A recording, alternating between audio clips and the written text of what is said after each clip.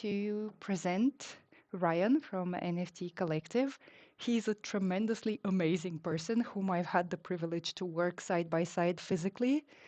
And I can't really say enough good things about him, so I'm just going to let him present himself and tell us more about this super important topic of setting up your marketplaces.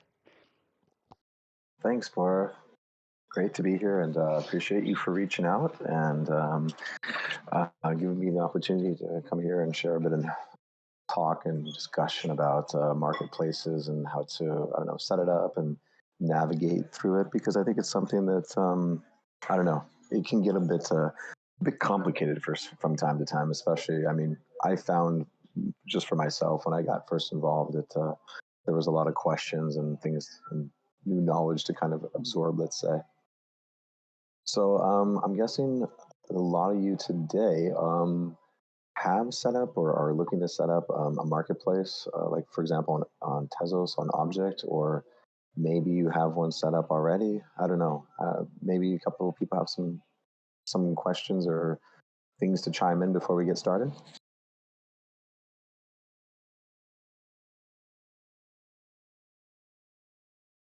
I'm not sure how you guys run it too. I think with the chat box over here, a lot of the times people just kind of type in questions instead of like speaking out loud, and then we kind of just can keep an eye on that and answer them accordingly. I see Yes, that. that's what we sometimes do, and most of the times that's what happens because some people are at different places that are not very convenient to speak at. So we're going to keep in mind the chat, and if anyone has questions, and I hope you guys do, just drop them in the chat or say them out loud. Great. Okay, I see Reverse Butcher has some stuff posted here. Okay, maybe a good way. I mean, I'm gonna go and chat a bit about Object and share my screen and stuff like that. But I'm thinking maybe in the side chat, like if you have your collection that's already up there, or one that you're interested in, or something that caught your attention, maybe just post a link over there and a couple questions that might be associated with it, and then we can just kind of, I can click it and we can kind of go through it together, because I think I want to spend a little time just going over the basics, but I feel that there's a lot of questions that'll probably arise that are like a one-on-one with, you know, your personal collection, or how you think it might be something that you want to set up. And I'd like to spend a lot more time maybe going deeper into that than to just, you know, talk about all the pre-existing stuff that's out there, because it's kind of a case by case. So, okay, I see Reverse got, okay, nice. Okay, you're on ETH. All right. Anyways, I'm going to spend most of the time today talking about Tezos. I think a lot of you are more focused on Tezos, so probably is a bit more relative to what's going on in the residency program. So yeah, I'm just going to hop right into it.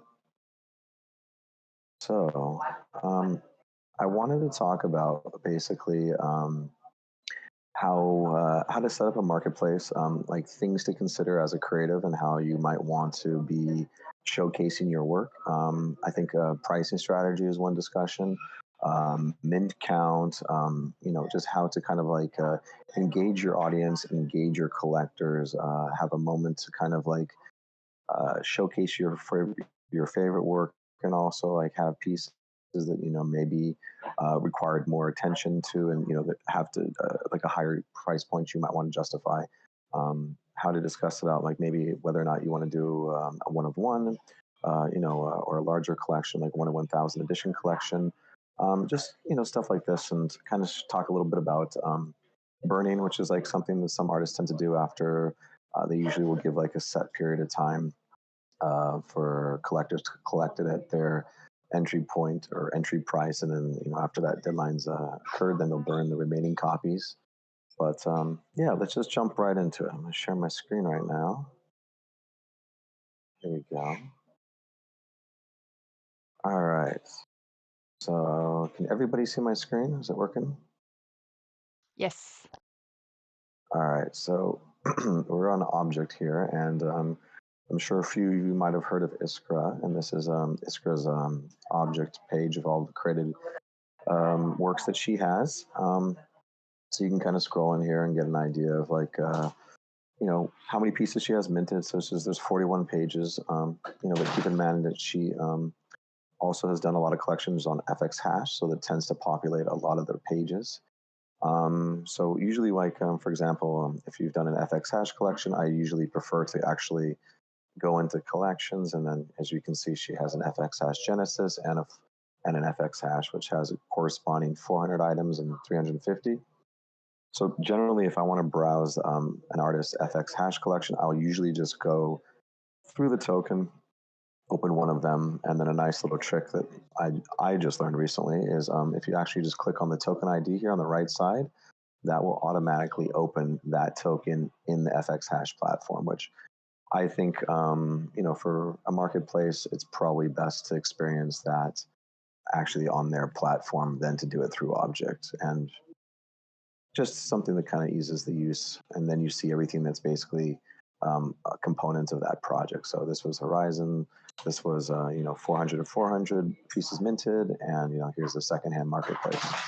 But I'm not going to spend so much time on FX hash today because unless someone has a few questions, we can go back there. But I wanted to start primarily on object because I think that's kind of where most of us are like kind of starting off, especially if we're going to start our own marketplace page and have that discussion. So I'm going to go back to Iskra's here, and how we see we're in the created. So I'm going to collect on collections, and then we're going to see that she has multiple collections. So for assume she's got 10 pieces there. Here on the Hitman Nook, which is basically the original contracts that are used by Object.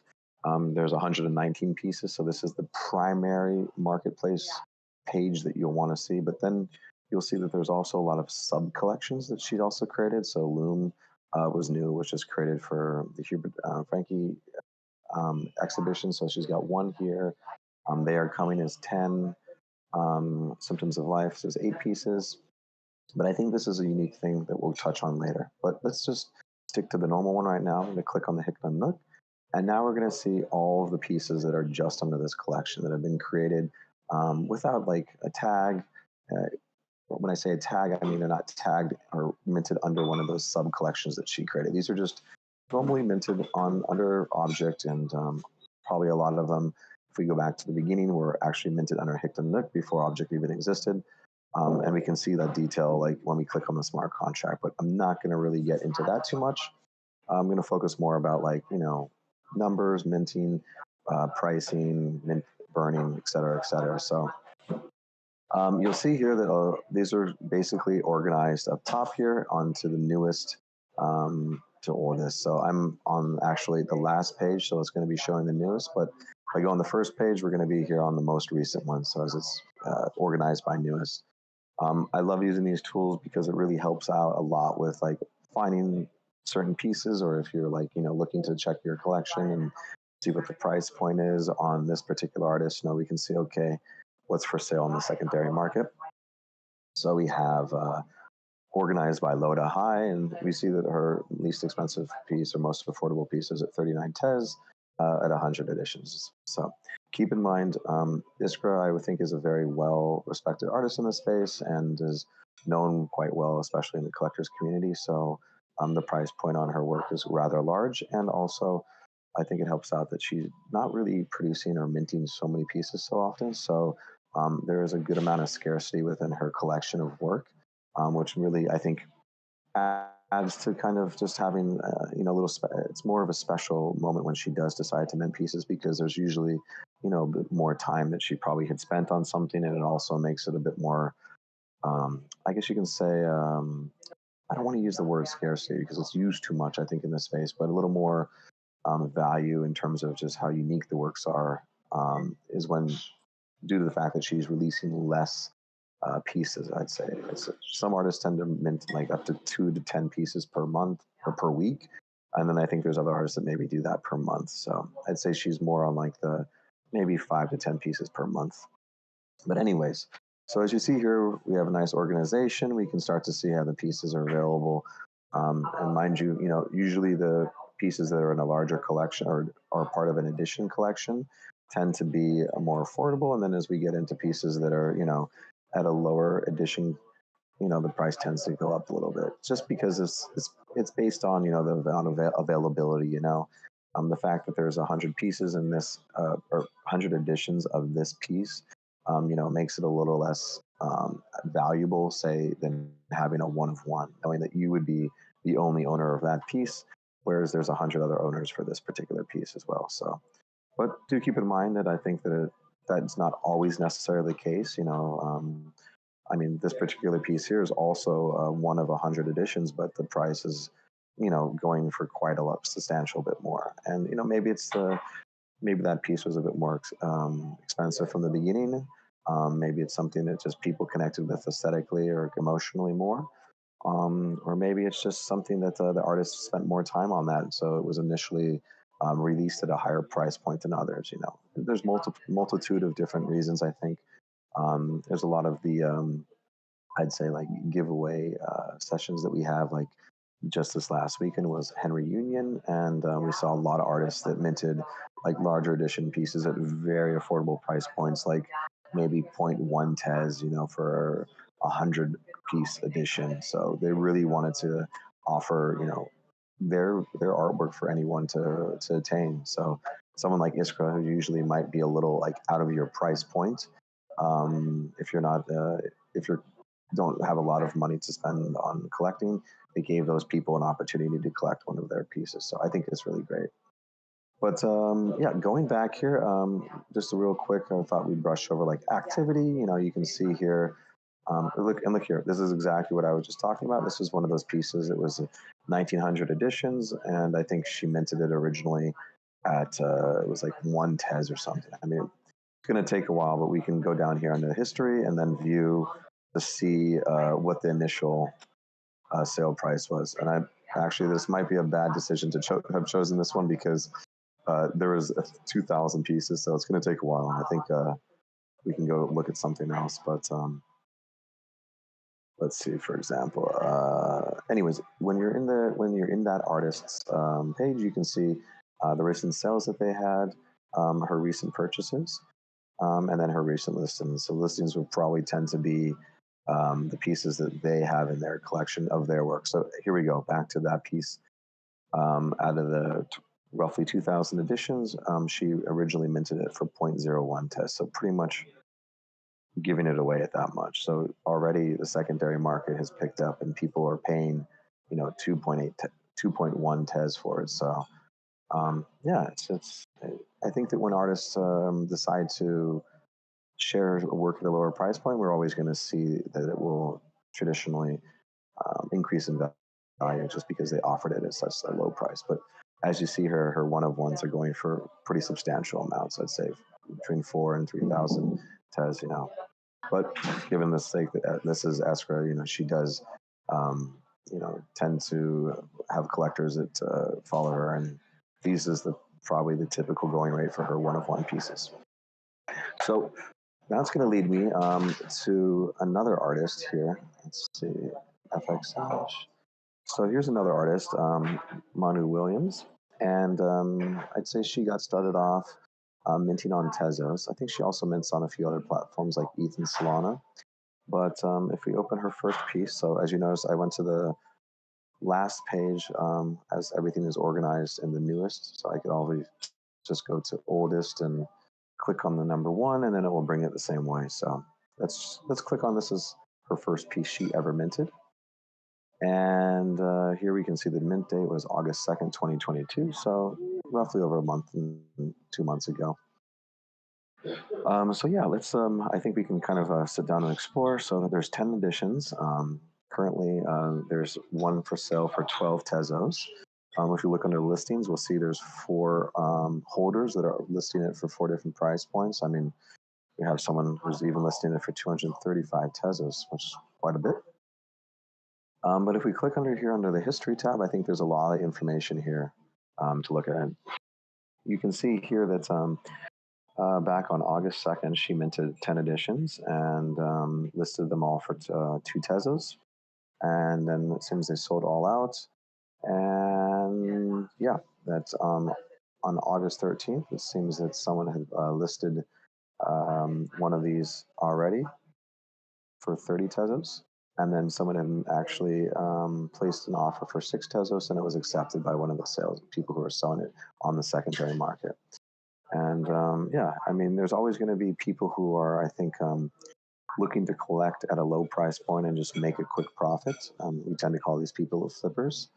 So you see they paid 2 for it and then they sold 6. So technically that's like a, 3 times profit for them, which, I think when you do this, 1,000 times a month, it does add up to something. But I'm not really coming from the camp of really selling. Most of the NFTs I buy, I tend to hang on to, but there are a lot of people in the collector base that do tend to want to just buy something and then flip it for a profit. So this piece here we see was her first. This was her Genesis piece, and it was sold out after, I don't know, roughly the day she minted it. It seems like.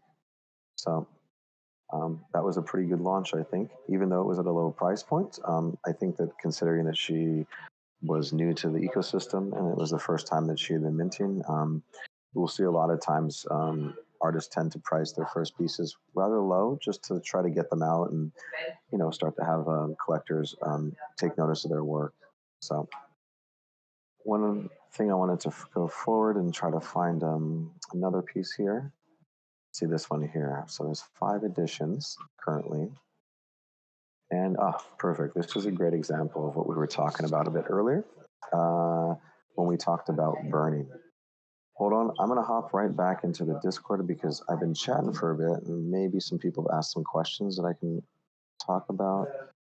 No, nothing yet. I mean, if you guys have any questions, please feel free to write them here in the text box and I'll try to address it. So if not, I'm just going to pick up where we left off and keep going. All right, so here under this piece, it was minted August 3rd, so I think a day later. We can see she initially minted 20 pieces in this collection and listed them as 6 Tezos. And then right after that, it seems that she, roughly a month later, burnt 15 of those pieces, so that made the collection down to 5 pieces, which we see here, and then relisted them. Or is it? Oh, they stayed listed, it looks like, or they were listed originally at 20 Tezos, yet she dropped it down to 5 Tezos. And I think this is an important thing to talk about here because pricing structure is quite important. And I think it's always needs to be relative to the edition count. So I think that one thing that's quite important is to keep in mind that if we have, for example, an edition that's going to have 20 pieces in it, like she does here, you see that she originally listed for 20 pieces. But keep in mind the first edition here that I noticed. Oh, no, I'm mixed up on the beginning. The first edition here, she also had 10 editions at 2 Tezos, which it's kind of contradicting because this is a smaller collection, and they're more or least expensive. So basically having 20 pieces that were 20 Tezos each and 10 pieces that's 2 Tezos each, ultimately what it's doing is it's devaluing the 20-piece collection because a smaller collection is available at a lower price point. Now, it's not always verbatim that this is the case, but I mean, maybe one of these pieces required much more work than the other one. But there's a substantial differentiation in price point between this. One has a lower edition, 10 pieces, and it's 10 times less expensive than the other one. And I think it's a little far off. But I think that she might have become aware of this and kind of made that adjustment, as we can see here, when she burnt the 15 and then lowered the price. So it kind of balanced it off a little bit more. Regardless, maybe one of the pieces did require more work, so it was justified to, have a higher price point, or for that reason, maybe she just felt that it was more something that she connected with more of an artist and it was of more value to her. Whatever the reason, I think that's also, like I'm saying, something to take into consideration because it's not like a set rule that just because there's less pieces, it needs to be at a higher price point. This is all, I think, to take with this is not like a fixed rule that really applies to everything. It's just, I'd say, kind of like a foundational idea to keep in mind. Basically, everything that I'm talking about today is more of like a suggestion. This is like, there's no fixed rules. This is how you have to do it. It's just, I'd say, notes to take when it comes to actually pricing out the collection. So, anyways, getting back to that, the lower edition now made out of 5 editions at 5 Tezos each, which then kind of aligns more to the pricing strategy of the first piece, where this was a 10 edition at 2 Tezos each. So do the math. 10 editions at 5 Tezos is going to be 50 Tezos total. All right. So then if we have, going back here and do the same math again for this piece, so then that would be 5 Tezos at 5 editions is 25. So it's still maybe a little undervalued. It could have probably been a little more expensive. But either way, we're getting closer into like that structure. And I think it's good to kind of keep in mind like the ultimate value of that piece. So if you say that one piece's work is worth 50 Tezos for 10 edition of 10, so that would be 5 Tezos for each edition. There's 10 pieces, so the artist would then sell out that collection for 50 Tezos. And I think that's a good price point to keep in mind. So let's say that if they decide to create a one of one, I think that probably between 50 and 100 Tezos for that one of one would be a good starting point. I mean, a one of one tends to be much more rare. There is not another edition of it. It is a single edition. A lot of collectors tend to gravitate towards, having the desire to own just that one single piece and knowing that they're the only collector that has that. So one of one prices can tend to be much higher, I think. But it is good to keep it relative to the price point of the rest of your collection. So I would say if we're saying that we want to sell a collection out for a total of 50 Tezos, the one of one being, starting from 50 to maybe 100 is a good price point. So yeah, and then the burning mechanism is also something that we see artists do quite often. I think in this circumstance, she did this to kind of like, balance out the price with the larger. I mean, you can always change the price and lower it. I think that's a fine practice. We also sometimes see artists will mint 20 editions and then they'll have a pricing tier. So maybe like the first 10 editions is a lower price. And then the last 10 editions, there's maybe double that price to kind of set incentives for people to collect sooner than later. The first 10 collectors get it at this price point, and then after the first 10 sell out, the price gets doubled. I think this is a very, relatively good idea, and it also kind of helps to, gain interest and, showcase, well, hey, if you want to be one of the first collectors of my piece, there's an incentive because the price point will go up once it reaches that limit. So these are all, I think, just little discussions and tactics and tricks just to think about how to really, set up your marketplace well, so that it is something that people kind of tend to understand that you're aware of the value of your work, and it makes sense for people to kind of like collect your work in the sense that like they're looking at it and saying, okay, this person understands the pricing strategy. They are aware of like that they're offering limited pieces at certain times, and kind of helps out in that respect. There's one artist, I'm going to go real quick here. There's one artist that I tend to collect sometimes, and they have a very fixed way that they mint. And it's this, like I said, there's nothing set in stone. It's all completely up to whatever you feel, and these are all just suggestions. But this artist here tends to do something where they will mint a piece. I think it's every other week. And the rule that they usually follow, and they even post this on their Twitter account. I'm going to open that up real quick. Go to their Twitter because they post it quite often. Let's find this real quick here.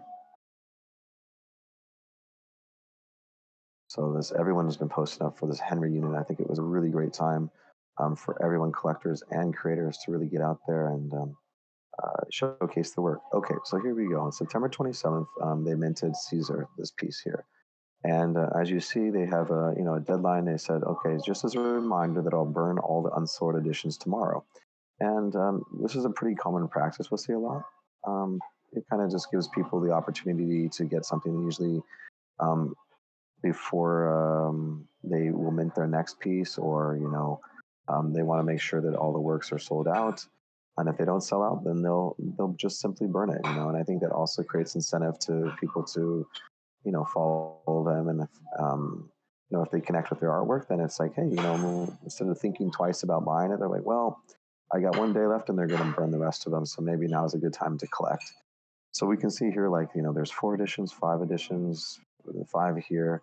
I mean, someone's trying to sell this one on secondary for 500 already, but let's look into the history. I think this gives a lot of information. So as we see here, originally on the 22nd, they minted 20 pieces. And within that, it looks like they're giving roughly a week to collect.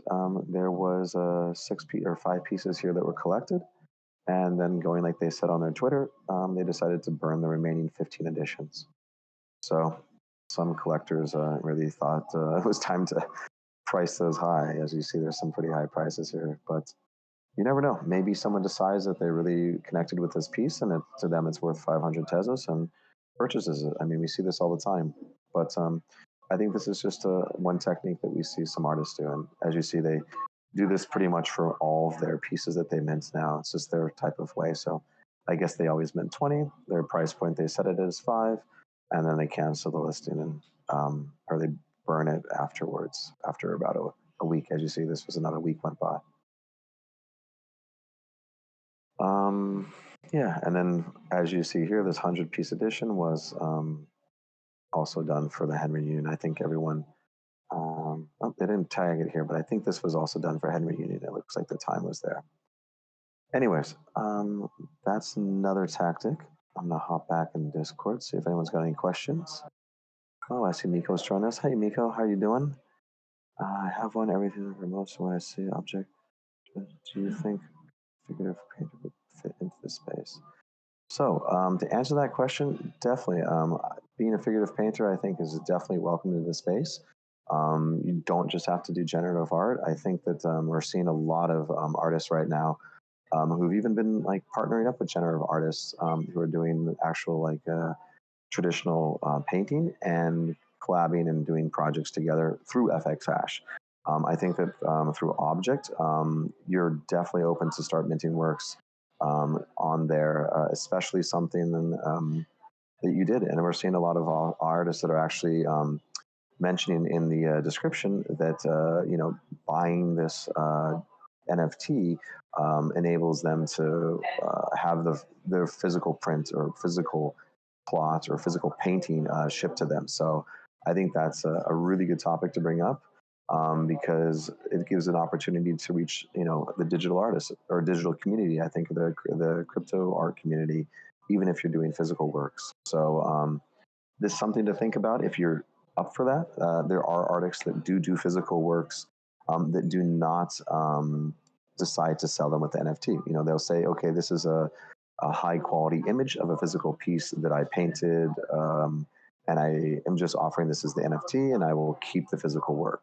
A lot of the times, getting back to like pricing structure and strategy, if you do decide to include the physical piece that was made that goes along with the NFT, I think collectors will tend to pay substantially more for that, knowing that they're going to get that piece.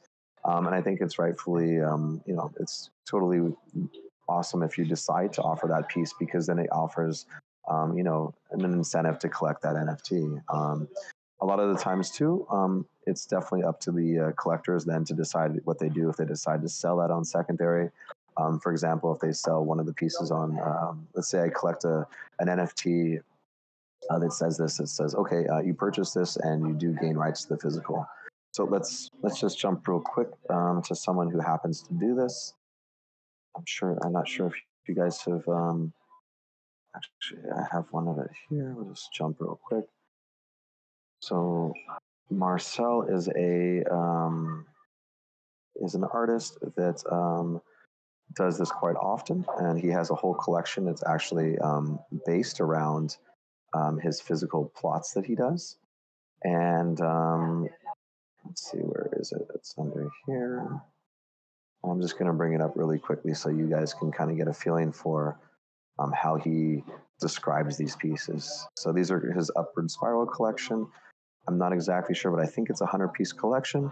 And here in the data, he gives a bit of information about this NFT. And if you see here in the last paragraph, well, first off, he mentions the size of the physical piece, and then he says this NFT comes with the original drawing. International shipping including is included. Upon resale of the secondary market, the original drawing shall be sent to the new owner. Shipping will be covered by the new owner. So that's something that then has to be organized with the new owner. But it's nice that the artist puts it initially in the description so that there's no misunderstandings. So to answer your question again, artist that does physical works, sells it as NFTs, and then allows the purchase of the NFT to be a recipient of the physical work. So that's a good question. I'm glad you asked that because I think it's super valuable. All right, back to, go for it. I have a follow-up question just related to this. In your opinion, do artists who make physical work, sorry, I have a very sore throat. Do they have to make that physical piece available if they sell an NFT? Or like, does that physical piece then is it not viable to sell as like a regular physical piece of artwork to a different buyer if you've sold it as an NFT? I feel like I've been asking this question and I never get a clear answer. So if you have feelings on it, I'd love to hear them. Definitely. I think it's a really valid question as well.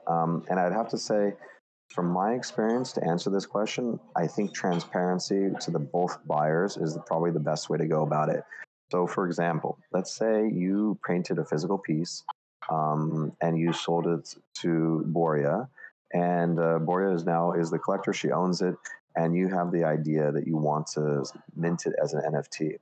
I see no problem with this as long as you check with the current owner, Boria, and say, hey, Boria, I know that you own that piece. I'd like to sell it as an NFT.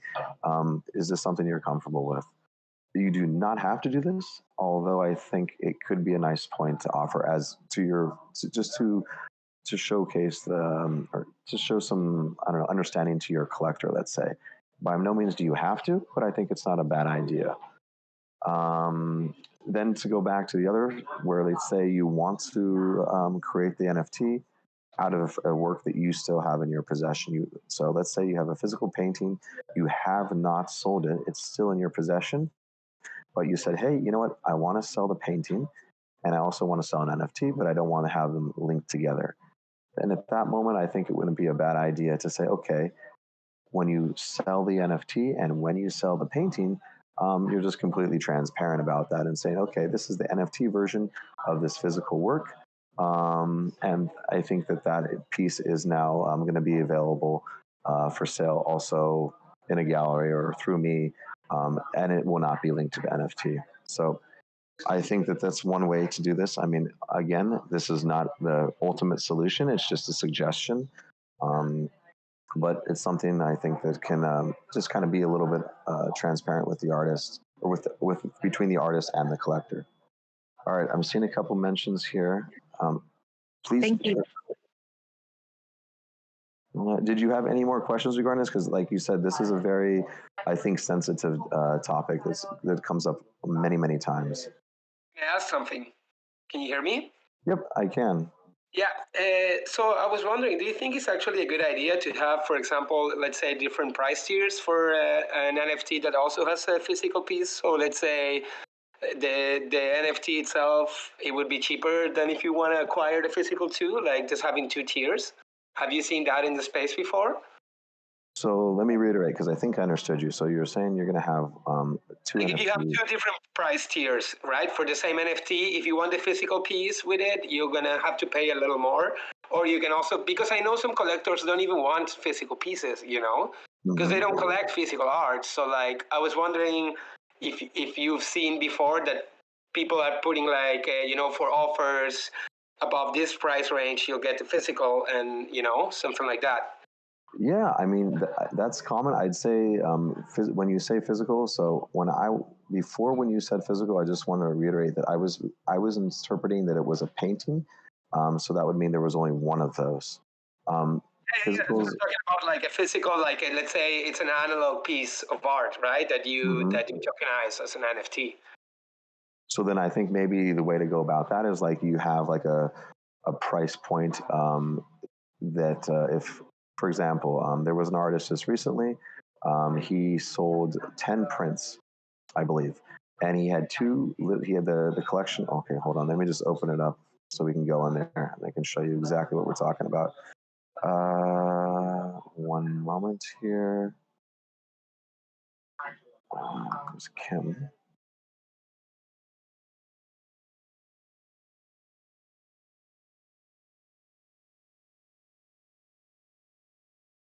There we go. So Kim Asseldorf is a generative artist, and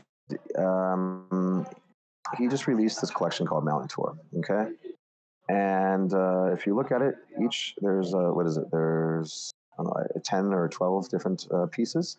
Each piece is 24 editions, and if you click on it, you'll see that there are 2 different price points that he has. He doesn't mention it in the description, but he does have it here. And you see, so basically he had the NFT only was for sale for 120 Tezos. And I don't know how many editions of this he had. I think it was 14.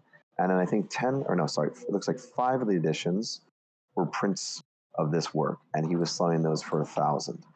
So he mentioned on his website, 5 prints are available at this price point. And and for 120 you would only get the NFT. So that was one way of tackling that. Does that help clarify a little bit? Does that make things a little more understandable? Yeah, sure. I just was curious to see if other people were doing it, because that's what I did with my super rare Genesis. Like I offer the option that if you offer 2 Ethereum, you'll get access to the physical piece. So that's what I was thinking, like if some other people were doing that, and I see that, it's actually happening. So yeah, thank you. Yeah, I think it's a good practice. Very good questions, though. You guys got some good ones. Any other questions? I'm going to try to catch up here on the chat on the side to see what else. I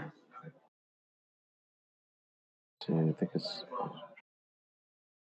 the transparency. I think it's just that's in the end that's the most important thing, especially with your collection base or your collector base. I think that they want to know, it's everyone wants to have an idea of how that piece might exist in the physical or digital. Yep. Modulation.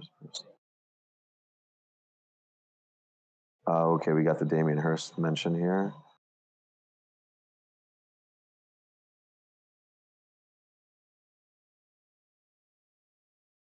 Sorry, guys, I'm just reading I'm catching up real quick.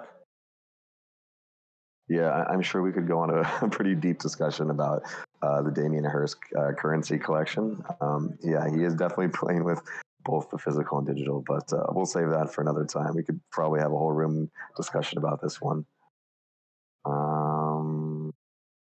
But I mean, you're totally up to you to burn if you wish. I mean, that's part of being a creative, is I think that we're not limited to anything. There's no rules. There's no steps to follow. I mean, everything is kind of up to us, and I think that that's the uniqueness and exploring our creativity. Because honestly, like everything we're talking about right here is just kind of structured, and I think that thinking of it as a creative and artist, I think that's really important to think about the whole entire experience that you have with your collectors, with the other artists, because everything that we do along the way is a part of us. And if there's a unique way we want to do a release, maybe we want to mix it up a bit, do something like it hasn't been done before. As long as it's kind of like perfectly, I think, narrated and talked about through your Discord or through your website or whatever it might be, it's always great. And I think that this is also a great way to kind of like, I don't know, be unique to yourself, and have your own style, your own way of doing things. So I can't stress enough that literally everything we're talking about today is just to kind of like act as a fundamental basics that tends to be used within the space. I would love to see some people really try to like, bend the rules and try some other things that are different. I mean, as we see, Damien Hirst comes up here. definitely a valid point. He did bend the rules. All right, I'm going to catch up. I see you guys got a few more things here. Oh, there's NFTs and not know how to deal with sales of the physical. The other thing is, how does the price of an NFT and a physical influence the price of the physical? Good question. I mean, this goes back, I think, a little bit to what was done with the Kim Asendorf pieces, where they were sold from the get-go.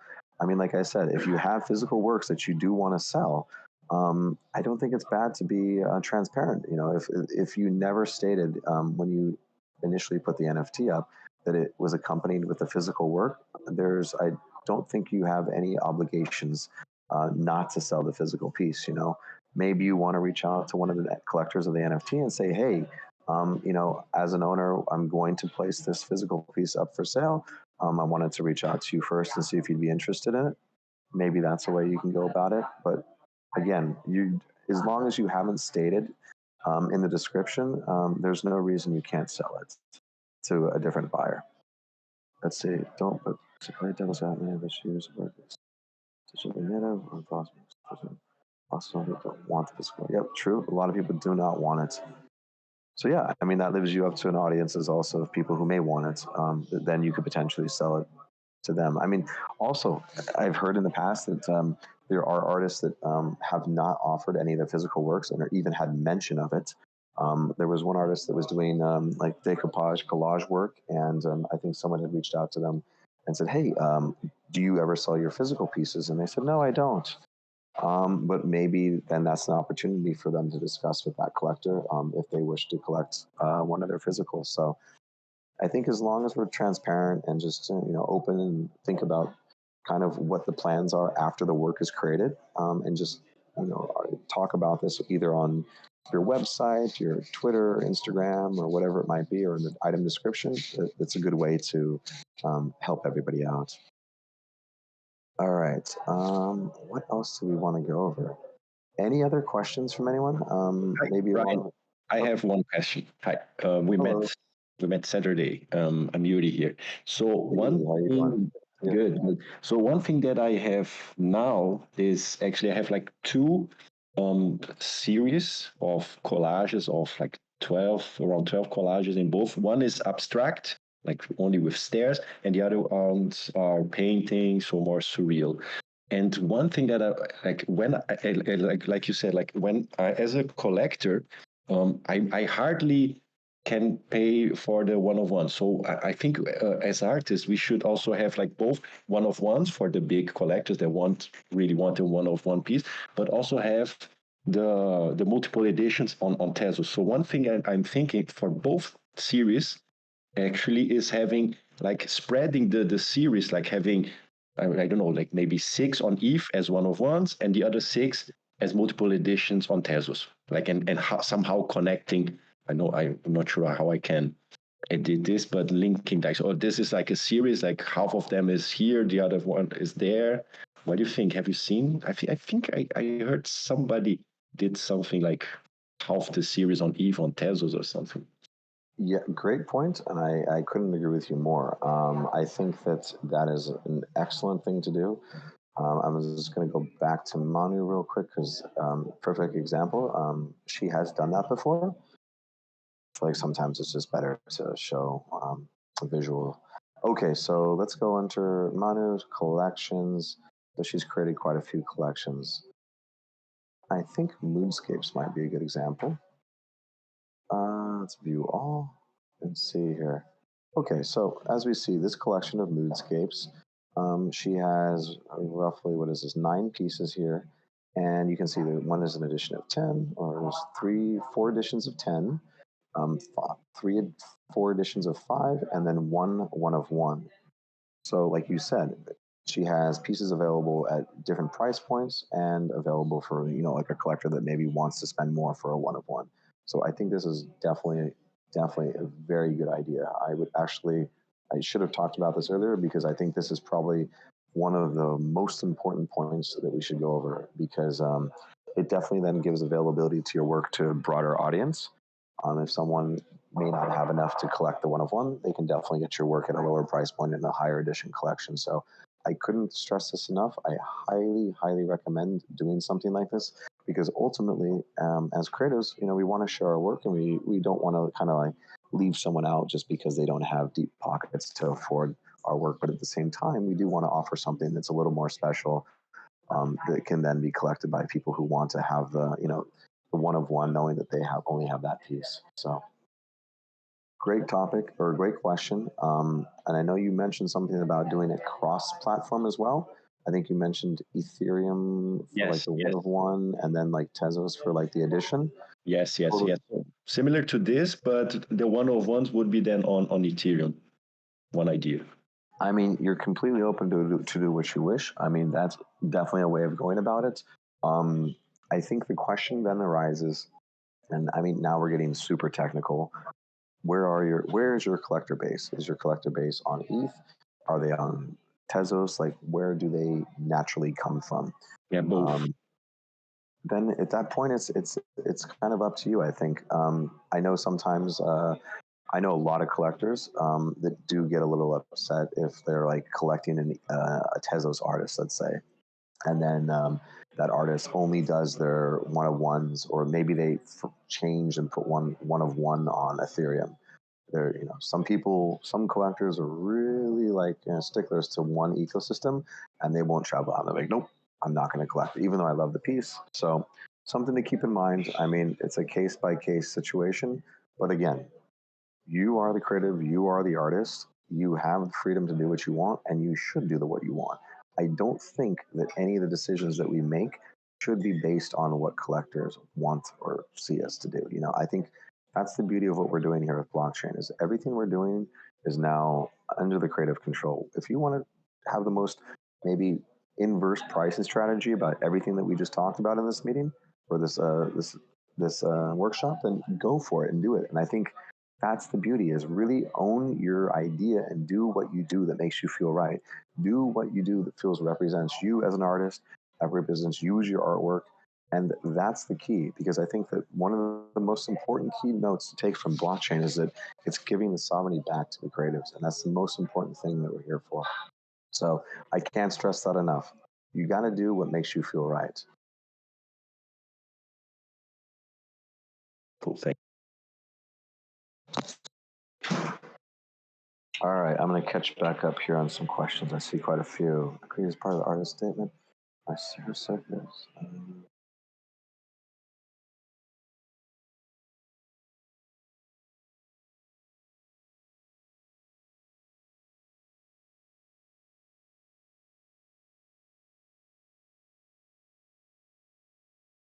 Okay, yeah, bridging the gap between the crypto and physical art people. Very, very good question, or comment, I guess you can say. I think that's just something that's going to take time, and that's why maybe it's not a bad idea to offer, physical paintings for sale in fiat versus, having them linked to the blockchain. And again, like I know Bori had mentioned to me that a lot of you here have spent time selling in the contemporary art space and now are kind of starting to bridge into the digital, meaning I shouldn't say digital as a medium, but digital as a sales place, NFTs, crypto. So I mean, if some of you have some more questions about that, I'd love to chat about it, because I think there's a lot of value and a lot of experience that you have in the physical sales space that we probably could use. Would be good to talk about amongst everyone in the group about how you see that space, and from your perspective, because a lot of us are coming from mostly the crypto native space. I'm catching up again. Any limitations, which is that important. I see more just on physical days. There's just more time. Yeah, yeah, I agree with you, Franco. Definitely. Ellaby, I see your mention here. You don't have to comment, but if you have, I'm getting the idea that you probably had begun in the physical space, selling in galleries or physical works with fiat and not crypto.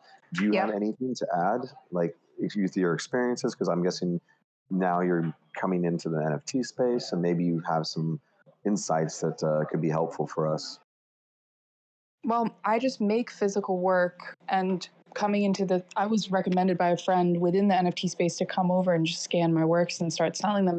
And I had way more success in this space than ever before selling my work, period.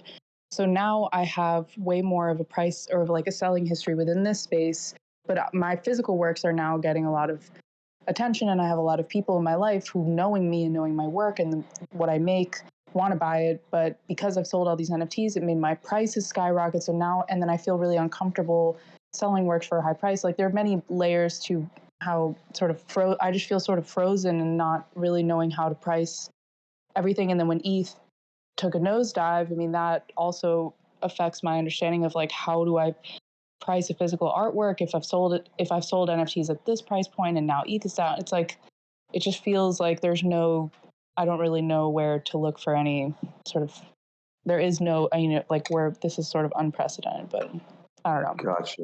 No. This is, thanks for speaking up, because there's a couple things I'd like to comment on. The first thing that you mentioned about like the price being contingent on ETH.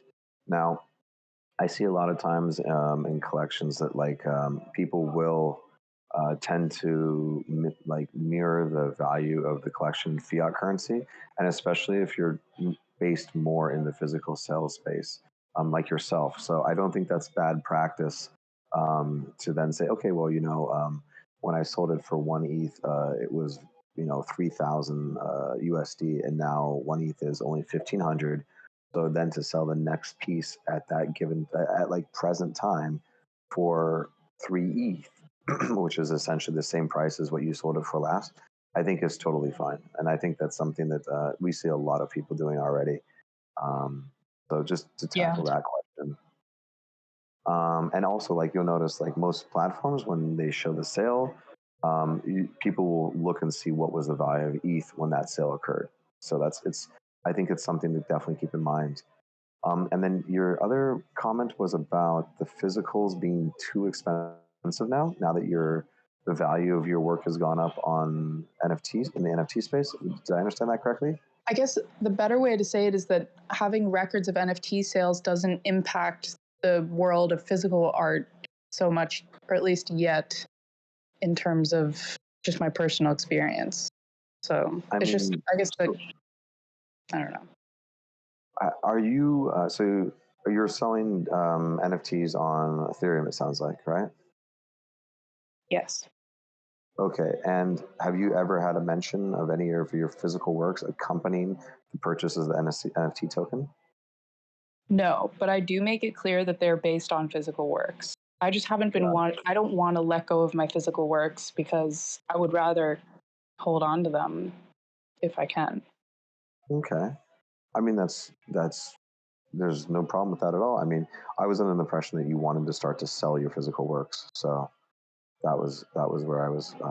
That's what I was understanding. You were saying that you were uncertain of what the price point would be for the physicals. Sorry, that was confusing. I do want to sell physical work, but like the pieces that I've sold as NFTs, I now feel like I can't sell them as physicals because I've sold them as NFTs. Gotcha. I gotcha now. Okay. Yeah. I mean, I don't think. I mean, this is a tough question. I mean, it goes back to the transparency with your collector base. It's hard to say. I mean, it depends, I think, a lot on how you worded it. If you said that, or just the way you communicated with your collector base, if you were, like you said, you mentioned that these are based on physicals. I mean, you are the creator. Like, you can do whatever you want with those. And if you decide to sell them, I mean, I think you have the right to do that. So I wouldn't limit yourself. I mean, if you do have collectors entertaining that or asking about that, it's not a bad thing to do. But maybe it's good to maybe reach out to one or two of the collectors and say, hey, I'm thinking about selling the physical. Would you be interested in that? And also, maybe, I mean, if this is something you're starting to entertain, like, this can go back to what we talked about earlier, like with Marcel, everything, all of his physical pieces, he lists as one of ones. And he says, hey, when you buy this NFT, you get the physical. So maybe you want to start kind of dabbling in that area, and the newer works that you release as an NFT, you state like, hey, you know, this is the physical will accompany this piece.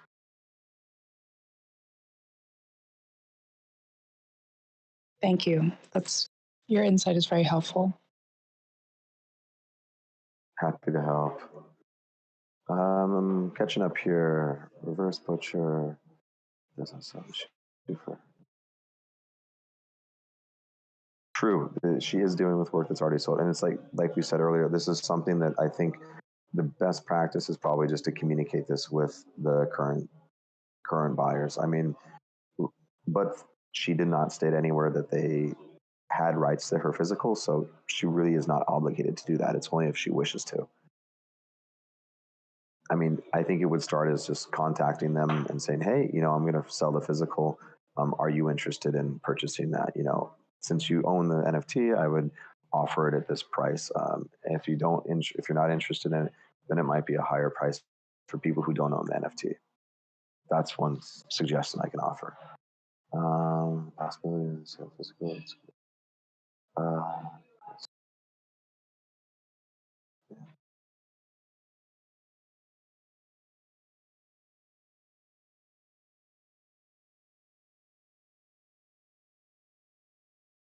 All right, Bodite.io, have a great day. Glad we could help you out a little bit. All right, I think people are getting ready to roll. Let's see, reproduction rights.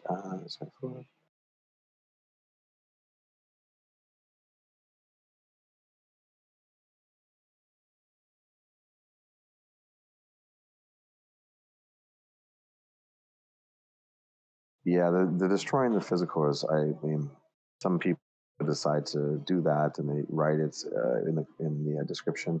I also tend to think it's a bit crazy. So, all right, guys. And I see reverse butchers are typing something. Exactly. It's.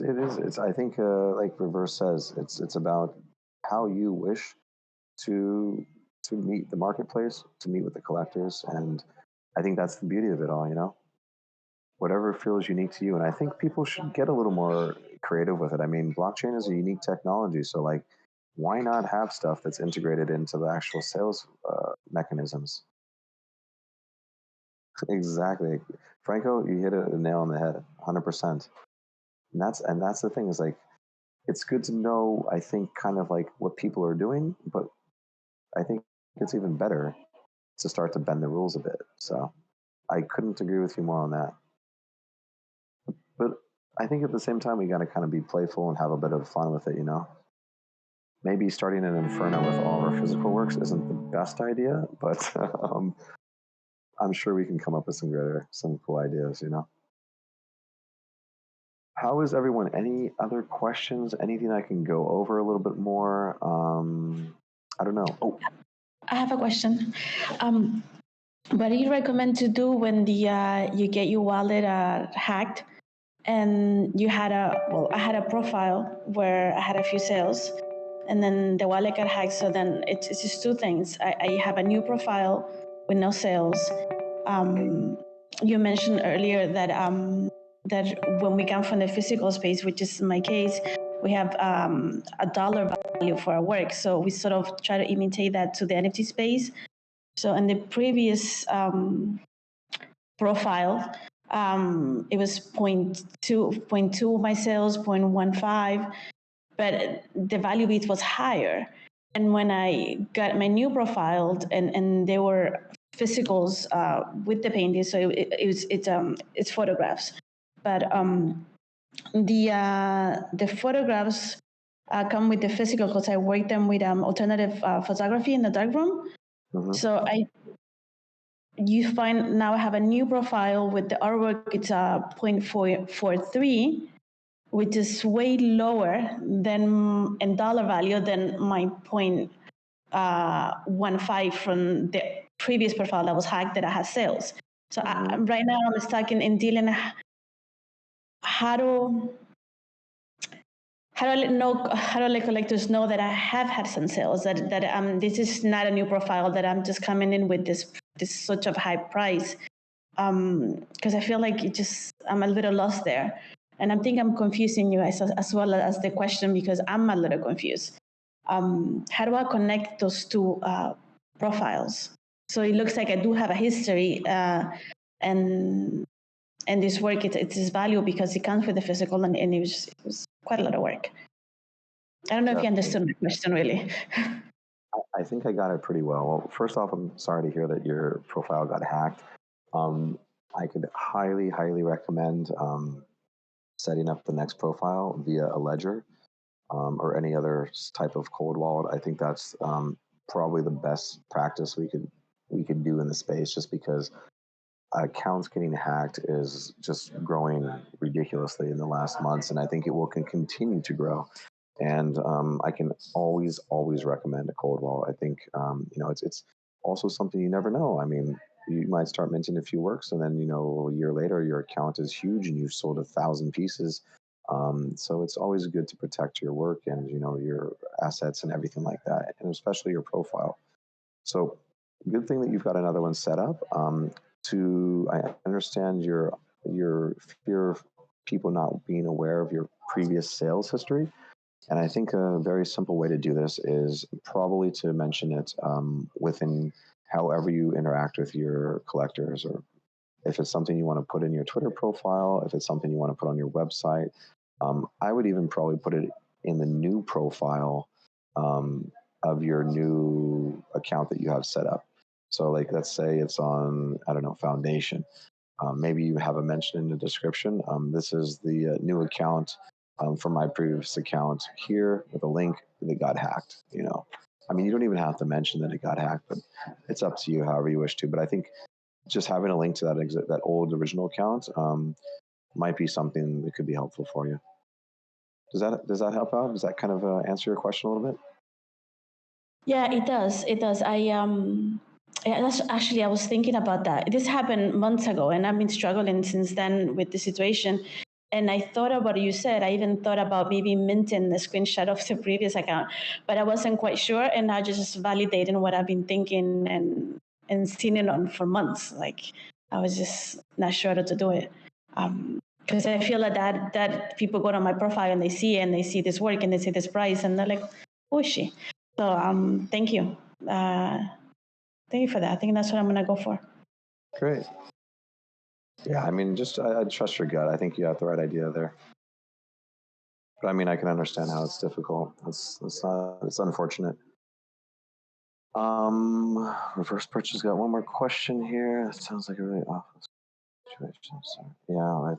That could be terrible. One more thing I wanted to touch on really quick was domains. I'm sure you already all know, but maybe there's one or two in there.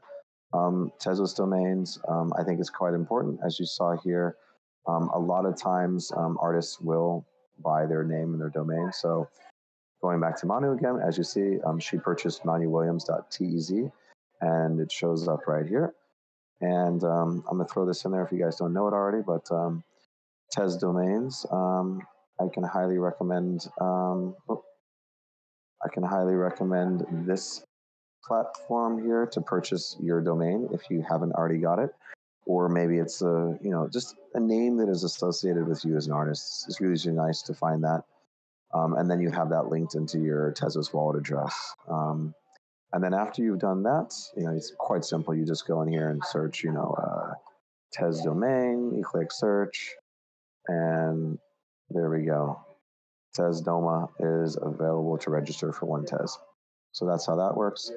And then once you've registered and purchased your Tez domain, I highly recommend going into Tezos profiles, which is tzprofiles.com. I'll also throw this down there in the list. And you can connect your wallet and you set up your profile via your wallet. And the beauty in there is that that's where the description and things like that can then be linked about your wallet, and then people can also find you that way as well. So it's kind of like backwards compatibility. And I will link that right here as well.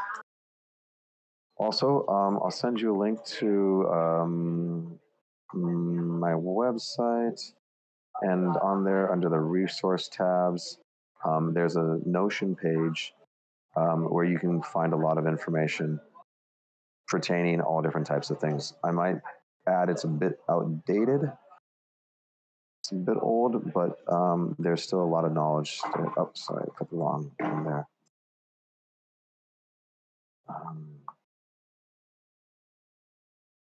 There's still a lot of knowledge there. I might find it helpful. And it's under the resources tab.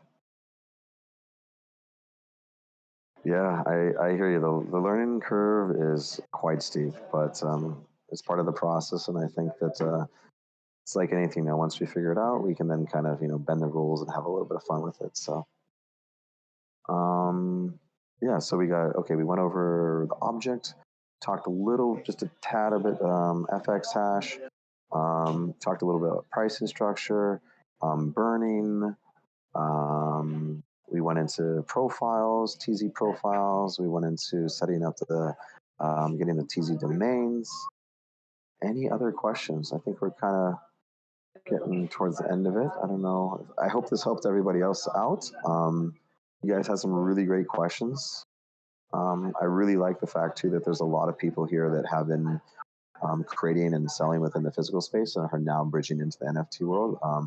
I love to hear this. I think it's super important because, like you said, there's a lot of value to be had here, and especially touching a different audience. So I don't know. Anything else? I got some more time, so if people have a few more questions, I'd be more than happy to reach out and see if we can have a little bit of a discussion around it.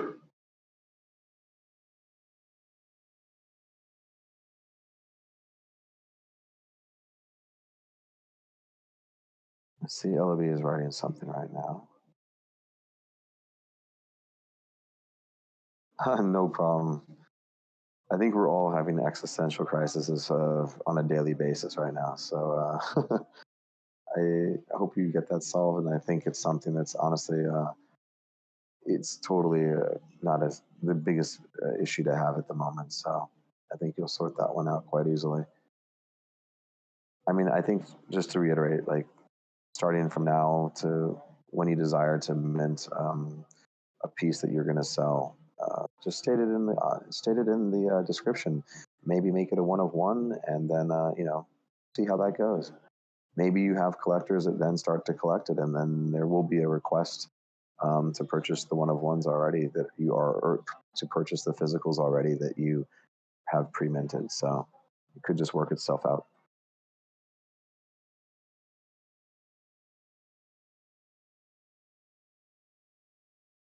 So Boria, what do you say? How do we? How was this? Did you find this helpful? Do you think everyone's gained a little bit of insight on how we can start to set things up? Absolutely. It's really invaluable to be able to get insights on this because as you mentioned and other people have mentioned, it's very specific to every artist's practice, what pricing they will choose, what markets they will choose. And I think the best way for us to have that choice is just to know more about the options that we have. So for me, it was really beneficial to hear you speak about the different artists and their different strategies that they use. I'm pretty sure that as many as artists as there are, that's exactly how many pricing strategies and market solutions there can be. So if any of us feels like any of this sounds like it's not perfect fit for him or her, I'm pretty sure that that might be the case. So in that case, I'm also sure that the best way would be to be playful and experiment. After all, sometimes we get to feel like everything is so serious and so detrimental that it actually takes the fun and the excitement out of it. So, Ryan, I really like your calm demeanor when it comes to explaining these strategies. And I'm pretty sure that whatever we choose, we just have to stick with it for a while and see if it works. And if not, we can always pivot and do something else. And I would suggest that if anyone has any further questions, now is the absolute perfect time to ask them. Let's wait for a moment to see if there are more questions arising. And if not, we can call it a day and see what amazement will be created next. I'm seeing Jules typing.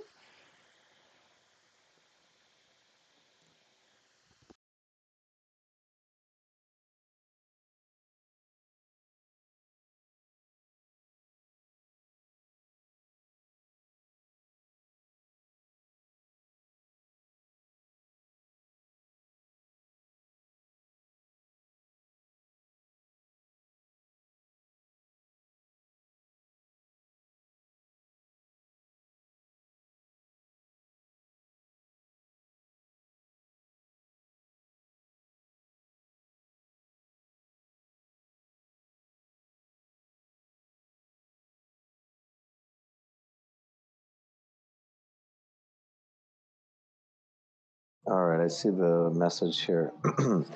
So I'm going to show you the screen again, and you tell me the wallet is here on the top, is what you're saying, right? This that I just highlight is the wallet and not your name. Is that what you're saying? I want to make sure I understand you correctly first. Okay. So then what you need to do is you just need to go under your settings, and then you're going to have, where is this? Oh, no, I'm sorry. It's this is under the TZ profiles, because if I'm not mistaken, the TZ profiles is what is used by Object to reference your name. So when you connect here, you're going to have a tab or a box that's going to let you fill in what name you want to be identified as, and that is where you write that. I'm pretty sure they're still using TZ profiles to reference this. So, for example, Hey, just to check. Oh, sorry, hello. it's me. Yeah, I did that, but it's not working. I did a form to update all my information, and now I can't edit it. And if you have a look at it in the alias, it says the name that I want to put, but it's not reflected in the platform, which is very weird. But it's also How long ago did you do this? probably a week. Okay. I've had some trouble sometimes where it takes us a bit to populate. I recommend going into let me just check it out right here. Go into Object Discord, and I'm checking right now for you. I think that it's just called technical support. Oh no, I can't find it.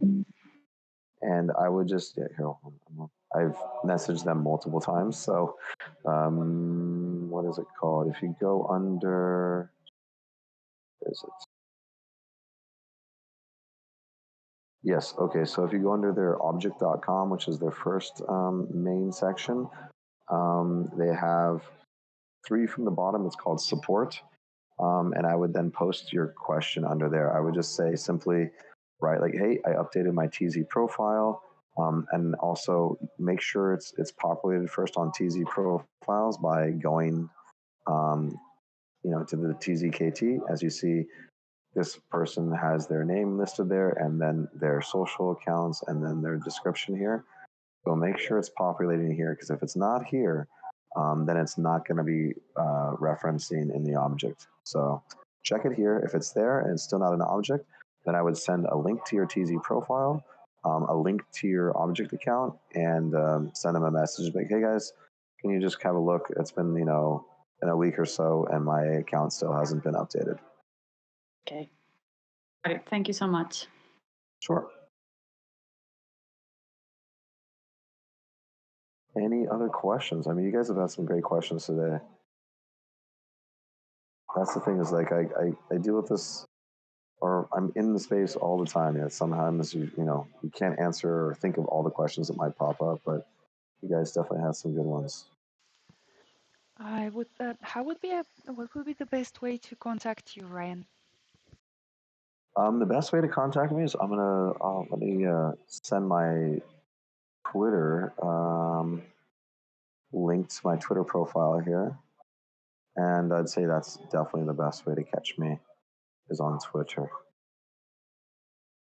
One second, I'm gonna throw it right here in the chat. So yep, that's me. And yeah,